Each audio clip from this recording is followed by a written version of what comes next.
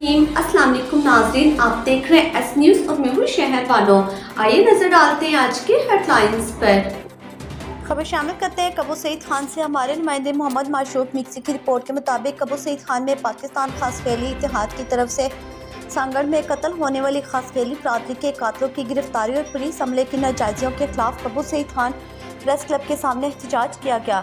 इस मौके पर नादर अली खास खेली, अब्दुल जब्बार खास खेली, मुजीबुर रहमान खास खेली, अब्दुल रसूल खास खेली, अब्दुल रऊफ जमाली बैबी मिक्सी ने कहा कि ज़िला सांगड़ में खास खेली और इमरानी बरादरी में ज़मीन के मामले पर तकरार की वजह से जंग में खास खेली बरादरी के 3 आदमी कत्ल और 20 से ज़्यादा जख्मी हुए, जबकि इमरानी बरादरी के 62 ज़मींदार जाहिद अली इमरानी SSP सांगड़ SHO कातलों को गिरफ्तार करने के बजाय उन्हें तहफ़्फ़ुज़ दे रहे हैं।